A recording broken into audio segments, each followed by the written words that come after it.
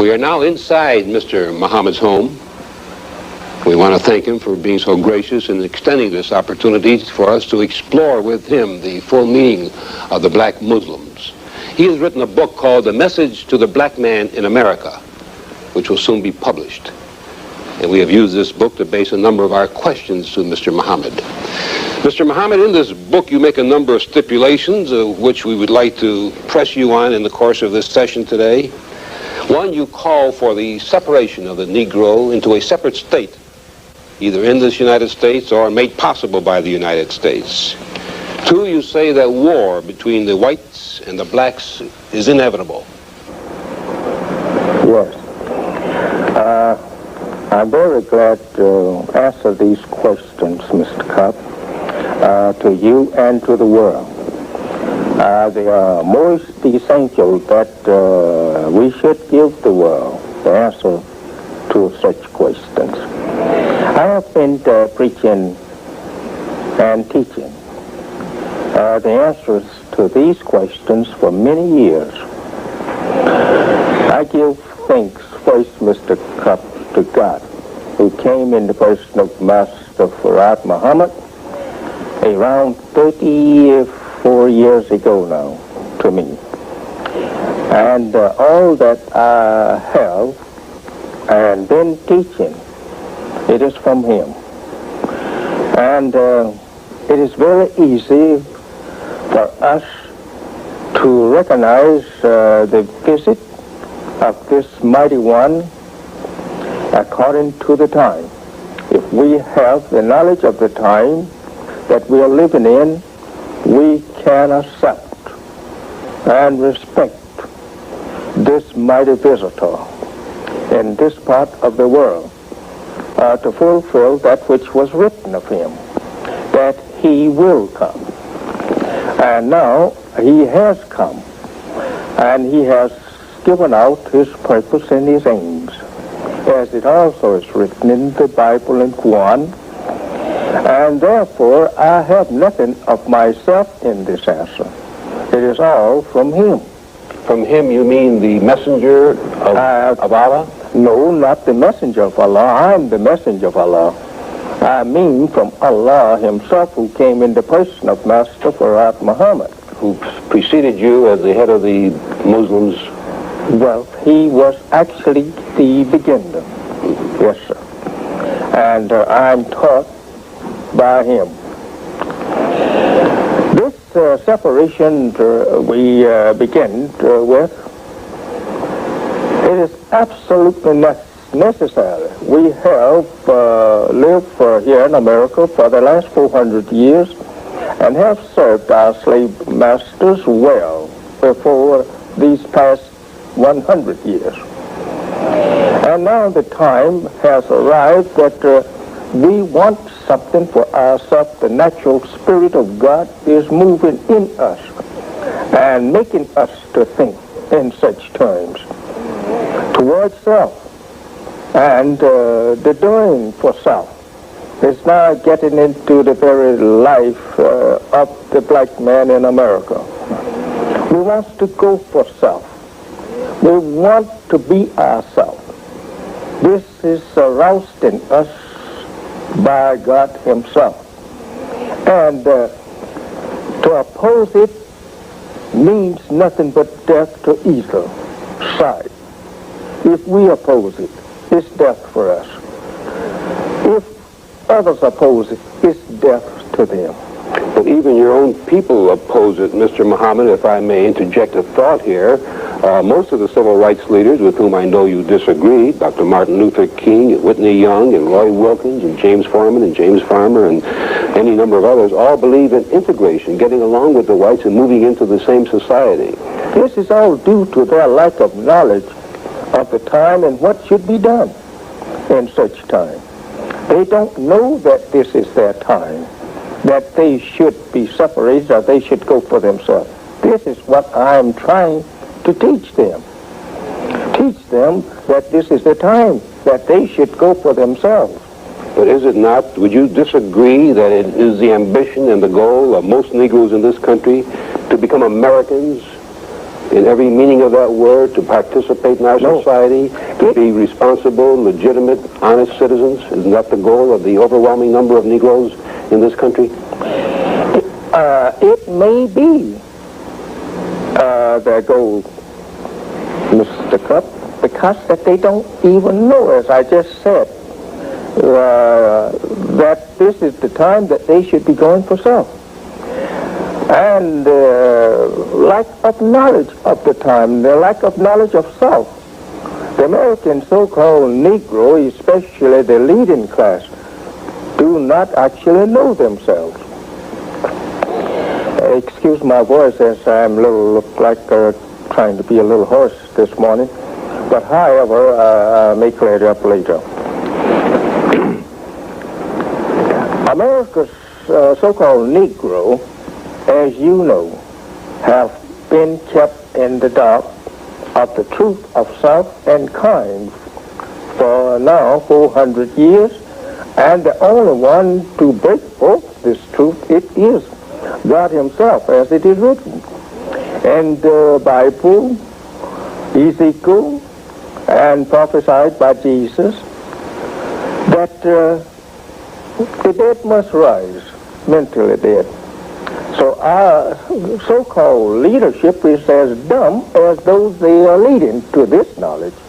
Therefore, they hoped that they could have a place somewhere in the life of the white man of America and in his country and government. They seek that place. Not that they seek some portion of the country, place here. They seek only recognition of the white man as being a citizen of America and being his equal. Today, the God of truth and righteousness is making himself manifest, that he is not anymore a mystery, but is known and can be seen and heard the earth over. The teaching of a mystery God enslaves the minds of the ignorant. My poor people are the victims of every robber. They are so pitifully blind, deaf, and dumb that it hurts, but I am going to prove to them that I am with Allah and that Allah is with me in spite of their ignorance of Allah and myself, whom he has sent. For I am not self-sent, and the world shall soon know that it is that, and the world shall soon know who it is that sent me. Allah loves us, the so-called Negroes, so that he will give lives for our sake today. Fear not, you are no more forsaken. God is in person, and stop looking for a dead Jesus to help, but pray to him whom Jesus prophesies will come after him. He who is alive and not a spook. Do you hate me because I represent Allah, the living God, your Lord and my Lord? Can you, who believe in a mystery God, trust your mystery to bring you bread or to defend you against your open enemies? If so, on what occasion did he help you? If God is a mystery, you are lying to a world when you say that you know him. He wants to be known. He is his enemy, the devil, who does not want God to be known to you and me. Do you refer to God as he, him? These pronouns refer to a man. Do you say that you want to be like him? Surely you don't want to be a spirit without form, as spirits have no material form. Your God and my God is a material being, the supreme of beings. Happy Monday, happy Monday, happy Monday. Welcome back to On the Shoulders of Giants. I am Joseph Ward, and I am beginning my reading of the Honorable Elijah Muhammad's book, The Message to the Black Man in America. And I'm beginning in the first part,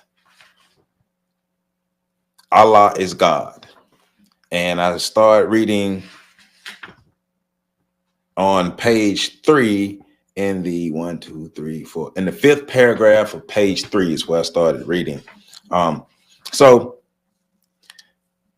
in the beginning of this book, Elijah Muhammad is laying the foundation of his belief in Islam, his belief in God, and what he believes Christianity has done to Black people in America. So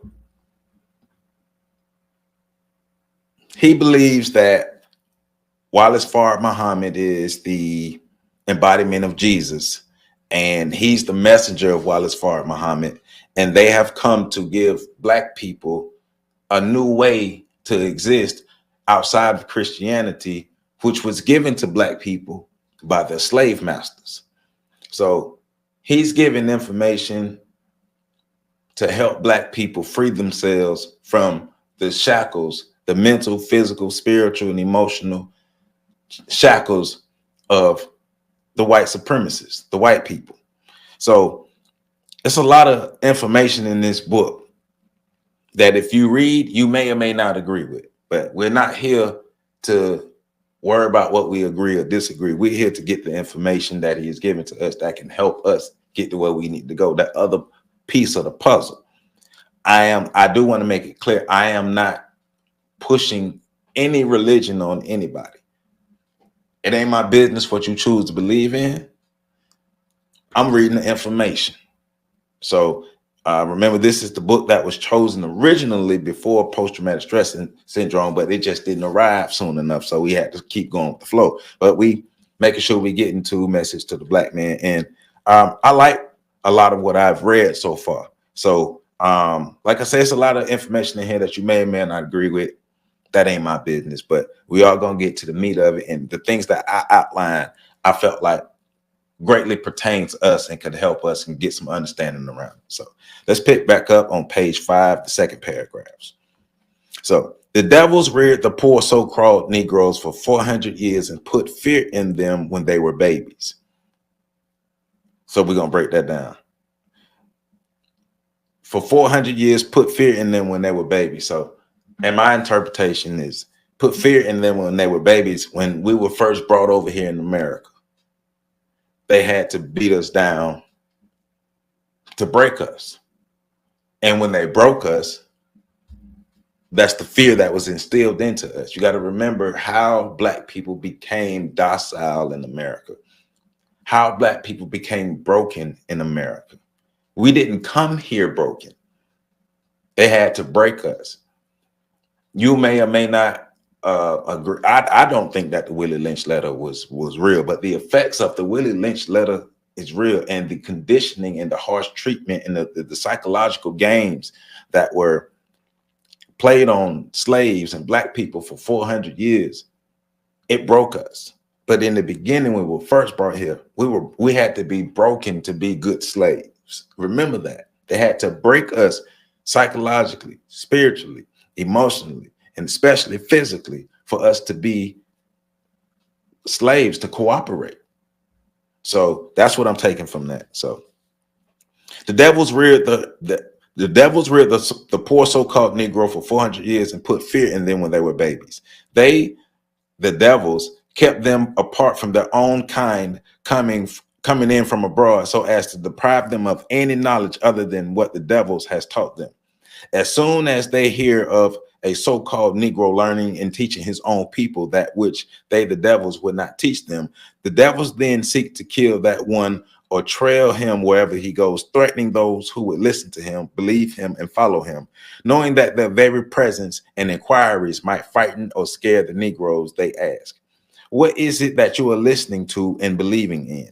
This will frighten most of them away from accepting his or her own salvation and keep them from returning to their own God, religion, and people. Right? Why would the oppressors promote learning that they didn't approve that controls our mind? A lot of Black people who were allowed to read, or when reading was started, they were still reading slave Bibles, or they were being read to from slave Bibles. So any type of learning was still controlled learning, but the object of controlling the learning environment and or not allowing anybody to learn anyway is to keep them enslaved, keep their minds small. You don't want people who you are enslaved, their minds to expand and them to want more and see more, especially want freedom. That's not what you want. So you got to think about that. My people, if you only knew the time and presence of your God, Allah, There should be no fear for you nor grief. But you are deceived in the knowledge of your God. If your God were a mystery, you and I would be a mystery people. Let me just read. If he were a spirit and not a man, he would be all spirits, but not human beings. If he were a mystery or only a spirit, the prophets could not have predicted the coming of that which no one has knowledge of, or of a spirit which cannot be seen, only felt. Because of the false teaching of our enemies, the devils, God has made himself known. For I teach not the coming of God, but the presence of God in person. This kind of teaching hurts the false teachings of the devils, for they knew that God would come in person after you. They, the devils, also are aware that God is present among us, but those of you who are asleep, they desire to keep you asleep. So what I do agree with is the way we were taught Christianity is to hope for some mystery God in the sky that's supposed to come down and save us at this given time. But also, this God is in the image of our oppressors. So not only are we subservient to the physical manifestation of our oppressors, we are subservient to the spiritual manifestation of our oppressor. And we're waiting on somebody to come save us. Powerful people don't wait on somebody to come save them. They save themselves. They figure out a way to save themselves. Remember that. Powerful people don't wait on salvation. They create salvation for themselves. That's what powerful people do. Remember that. So I might pronounce this wrong. Forgive me. Forgive me for pronouncing this wrong if I do. So Habakkuk, I think that's how it's pronounced. Habakkuk uses the pronoun he in reference to God. This pronoun he is only used in the case when we refer to a man or a boy or something of the male sex. Are we living in a material? Are we living in a material universe or a spirit universe? We are material beings, and hold on, my bad. We are material beings and live in a material universe. We will not be making ourselves fools to be looking forward to see that which cannot be seen, only felt. Where is your proof for such a God spirit to teach that God is other than man? It is due to your ignorance of God, or you are one deceived by the devil, whose nature is to mislead you in the knowledge of God. You originally come from the God of righteousness and have the opportunity to return, while the devils are from the man devil Yakub, who has ruled the world for the past 6,000 years under falsehood, labeled under the name of God and his prophets. So he believes that Elijah Muhammad believes that all white people are the devil, and white people were created by an evil god Yakub, and he is the one who's the deceiver of the true God. And because of his belief that all white people come from Yakub, all white people are inherently evil, he believes. So that's context for what I was just reading. So never before this time did anyone come for the salvation of the so-called Negroes in America, whose rights have been ignored by their enemies, the white race, for 400 years. Now, it is incumbent upon Allah to defend the rights of his lost, found, helpless people called the Negroes by their enemies. The whole of the 3rd chapter of Habakkuk is devoted to the coming and work of God amongst our enemies and our deliverance. We must not take our enemies for our spiritual guides, lest we regret it. You are already deceived by them. We seek to follow them in their evil doings.